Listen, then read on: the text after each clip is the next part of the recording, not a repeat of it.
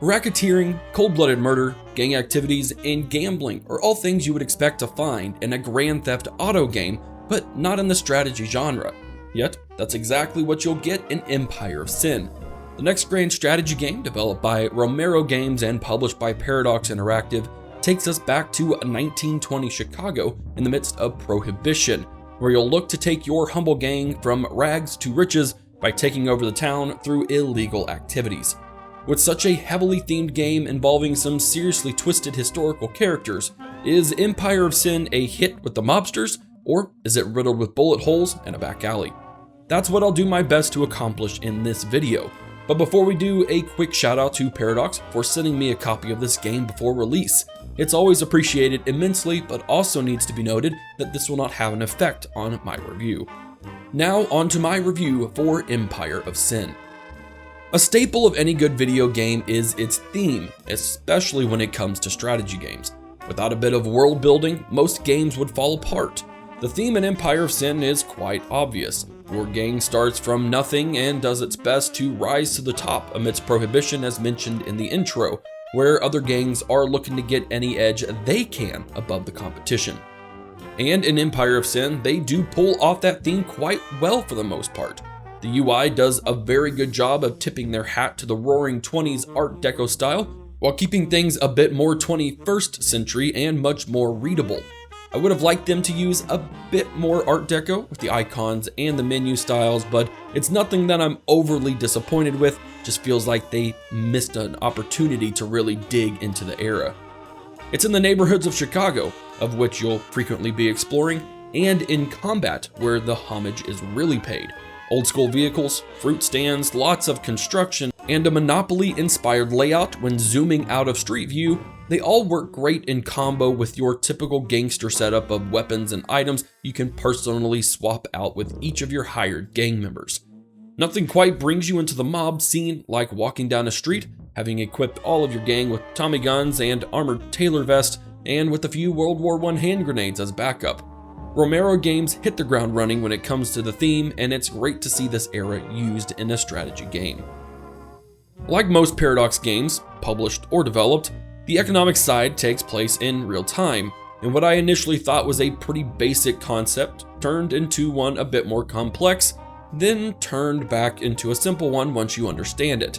Your empire revolves around the creation, refinement, and supply of alcohol. Of your 3 real money-making buildings, only the speakeasies need alcohol to actually function and make money, although the casino and the brothel will generate more income should there be enough booze to go around. It gets a bit more in-depth considering that each neighborhood desires a specific type of alcohol depending on its prosperity level.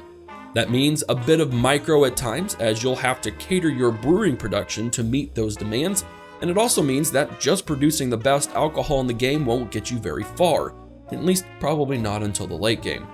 Thanks to some words of wisdom, it only takes about 5 to 7 buildings in a neighborhood to make a very decent living and streamline the entire process. There are various upgrades that each of these buildings can do, like increasing security to fend off rival gangsters, or bumping up the appeal of a place so customers are more likely to spend more money. And of course, alcohol. You can't forget the alcohol. What's both convenient and at times confusing is that you are able to see the specs of quite literally any building in a neighborhood that is occupied by any faction through the Empire Management tab. From this tab, I can get an idea of which of my own establishes are flourishing or going into the ground, how much alcohol and what types I'm making, even the upgrades, all in one nice sort of spreadsheet. The really nice thing is that I can see everyone else's too, allowing me to target certain establishes to potentially wreck an enemy's alcohol supply. Or, when it comes to a true gangster war, hitting them where it really hurts and taking over their more prosperous buildings and ruining their own economy. I don't necessarily agree with this openness to the game. It doesn't allow for many surprises once you've explored the map, and I'm unsure if the AI has this same information, which would potentially make the player pretty OP to take advantage of the situation. Now, it didn't take a terribly long time to understand that all. So while it was rather overwhelming initially, once you got it down, all there is left to do is to wait to build up some money, invest in buildings and upgrades, maybe take over some high-paying establishments, and in no time you'll be taking over neighborhoods like a pro and cutting down other factions and taking over their empires. Well, I say in no time. It actually takes a decently long time, but I'll get into that later in the video. One shining part of this game is one that I haven't fully utilized but plan to continue working on, and that's faction diplomacy. It's not the best strategy to go lone wolf in Empire of Sin, and there are quite a few benefits to seeking out other factions. With your major players, you have a whole host of options to engage in diplomacy, from simple trades and non-aggressions to offering protection of their own rackets, even setting up a kill order on a gangster they wanted to see dead. There's a decent bit of coordination that goes along with the major factions as well. A business arrangement gives you benefits in various areas of your empire, be it discounts when upgrading buildings or increased production of alcohol. These relationships tend to flourish, and it's not too difficult to get rolling good with a faction, which then makes them more inclined to give you better trade deals and help you out when a rival gang declares war on you. In the event of an allied war, you can actually target establishments, not unlike a war coordination in Total War, where you can send your gang to meet your allies and take on a much bigger building together. Major factions aren't the only ones on the playing field though. You have minor factions, smaller gangs that don't have a central character to lead them. Your diplomacy options are very limited with these factions, with just trading, setting up standing orders for alcohol, and offering protection as your only positive interactions. I've also found that the bigger gangs tend to not care too much about the smaller ones and won't really offer to help should you declare war on them, so it's an easy way to gobble up some buildings without very huge repercussions. The best part about diplomacy is dealing with the police, simply because it's all so dirty and corrupt. The police will end up raiding your establishments if they think they contain any alcohol, but you can bribe them. You can bail your gangsters out of jail, even completely wipe the slate clean for a very hefty sum of money. I've yet to run into real issues with them, but I imagine as the game progresses, it will get a bit more intense. Another one of the highlights in this game is gang management. While it's not incredibly in-depth or mind-blowing, there's a decent bit to consider when hiring a new gang member and what to do with the ones you already have. With multiple gang member types, they'll each be suited to different jobs, have their own upgradable skills, and each can use certain weapon types. Not only that, but each gang member has associations, good or bad, with other gang members in the game. You'll have rivalries, which a gang member won't join you based on who's already there. There's also crushes and lovers, where your gang member might be a bit compromised should they bump into them. What I have found both fun and oftentimes infuriating is that each gangster has their requirements in order to join you, with your notoriety being a big condition. If you aren't famous enough, most of them won't touch you. It means you'll have to dig from the bottom of the barrel and work your way up to more impressive characters as the game progresses. Rolling with the whole gang members mantra, you'll have to manage your gang through their morale and loyalty. Both will increase the longer that member is in your gang, which eventually reduces their cost and ensures that they won't betray you in the long run. Again, it's not anything revolutionary, but being able to craft the path of your gang is an enjoyable experience that is a nice relief against the not so enjoyable aspects of this game. The defining aspect from the announcement of Empire of Sin was its XCOM style combat in the 1920s setting. Indeed, it's what drew me in initially because it seemed just so daggum cool. Even in keeping up with the live streams and dev videos though, I wasn't fully aware of both its potential and its problems. Much like in any turn-based XCOM style combat system, there are usually two turns you can make, called action points. That might involve shooting twice, or running to a spot and then shooting. It all depends on the skills and the gang member types. This part I'm very familiar with, and it is a rather fun part of the game as this combat system takes place in brothels and bars, or out on the streets where you're causing mayhem and chaos. There are a lot of really cool actions that you can take, and the targeting system automatically lines you up with your best percentage target, so you don't have to manually search for one if you don't want to. You'll also deal with character traits affecting various combat aspects that can actually have some pretty fantastic battle-changing turnarounds. And let's be honest, mowing down thugs with a Tommy gun is everything we've already wanted to do anyways. But goodness gracious, is this combat system clunky and wonky. Character movement is oftentimes awkward as they unnaturally weave around objects at full sprint and then come to a sudden halt. The combat camera focuses on the action character first and the one they're doing an action against second, which leads to some nauseating scenes as you're ripped back and forth very quickly across the battle. There is free camera movement, which allows you to see where you can move, but as soon as something happens, you're ripped right back to the back and forth. Then there's the things that I just can't explain. Thugs that sit in the back of the building and just end their turn repeatedly. Sometimes I lose complete control of any gang members, and they'll move around or do whatever actions that please them for a turn or two, and something that is not related to the skills I just mentioned. Or even just enemies setting Overwatch constantly with no one remotely close to them. I don't understand what's going on in these situations, and it does tend to ruin battles as a whole. There's a lot going on with battles, and I've had some very fun ones where I've destroyed everyone in 1 or 2 turns, or it's come down to the last second lucky low chance shot to win, but right now it's just not in the best of shape. HForHavoc here.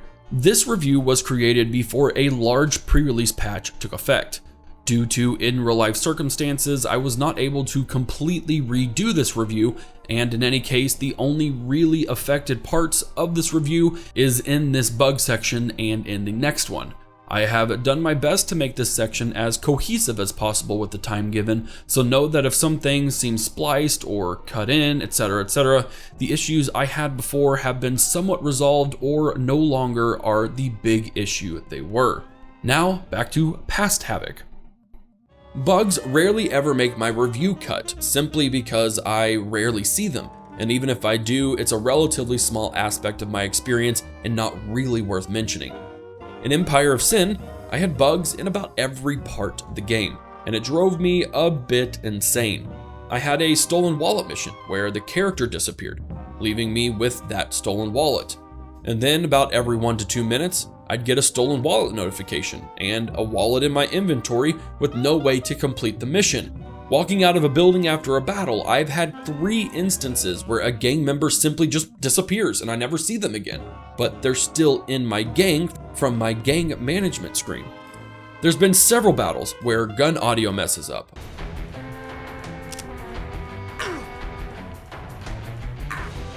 Or the battle locks up in between actions, or an animation just gets stuck.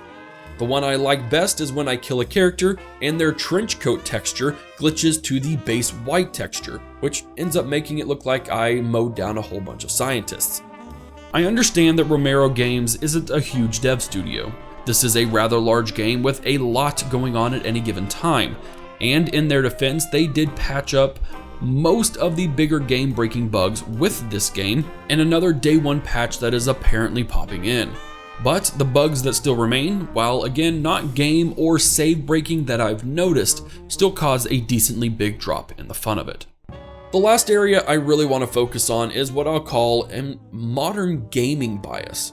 It's the idea that game development has progressed and been optimized to tackle issues of the past, like slow gameplay or fixing workarounds to make them more integrated, etc. Empire of Sin is a sinfully slow game. A day in the game takes about 12 seconds, meaning a week takes just over a minute. While that might not seem like a long time, you get paid weekly, and in the early game, I spent a whole heck of a lot of time twiddling my thumbs for 50 seconds, waiting to get paid, spending it, then waiting again. Sure, I can do battles in between, but that pauses real-time gameplay, so that doesn't help with killing time. There's no speed up button to make the campaign map go any faster, and anytime you click outside of the game window, the entire game pauses, so I can't even do anything while I'm waiting for my week to pass. Battles suffer the same time problem. On average, a single character's turn can take about 10 seconds to complete.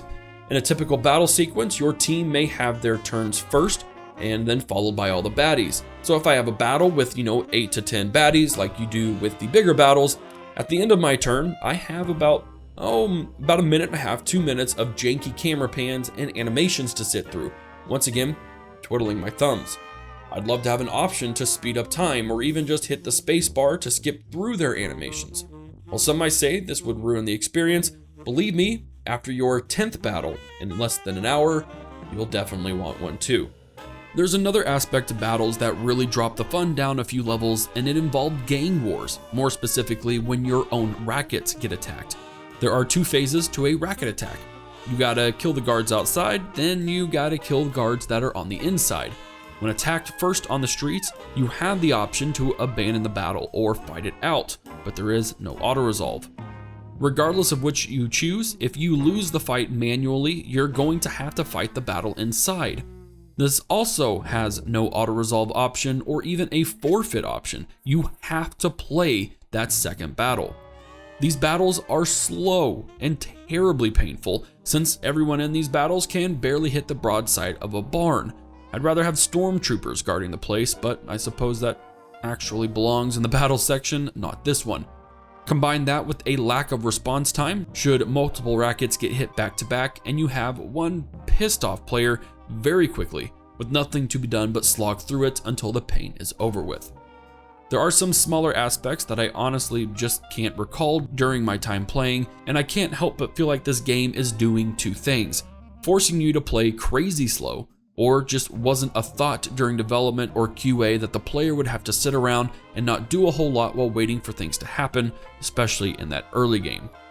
And the lack of any sort of speed up option or auto-resolve, both absolute staples in the strategy genre, kills the buzz that I get from my battles and could use some very serious attention to retain a player's desire to stay in the game. If I could sum up my time with Empire of Sin in one sentence, it'd be this. Empire of Sin is a thematically on target, pretty dang fun strategic game in empire management, diplomacy, gang management, and combat, but a lack of modern strategy gaming features and some pretty hefty, but mostly not game-breaking bugs and issues keep it from being what it truly could become. I typically do not cover games that I have overly negative experiences with, just because I don't enjoy writing negatively about anything really.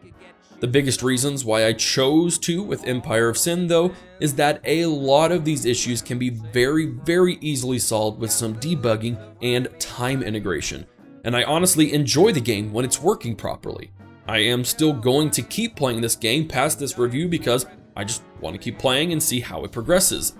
As for the masses waiting on a review to make that final decision, Romero Games has shown that it can tackle bugs, as I modified my review specifically to mention this, but it still has a few more patches to go to be fully up to the Al Capone level of Mafia strategy game. Thanks for checking out my review on Empire of Sin. I do hope it was informative for you. If you're still banking on buying the game, you can purchase it on my NEXUS store, where you can see just how much you're supporting this channel. And if you're watching this in 2020, through the rest of the year, any game you buy on the store, I receive 100% of the profits, so take a look around and see if any of the other strategy games pique your interest. If you enjoyed this video, then you'll likely enjoy my channel, so why don't you go ahead and subscribe and turn on that notification bell while you're at it. Thank you all incredibly much for watching. Let me know your thoughts in the comment section down below. This is Havoc, and I will see you in the next video. And if you're looking for salvation, well, you know you ain't gonna find it in the Empire.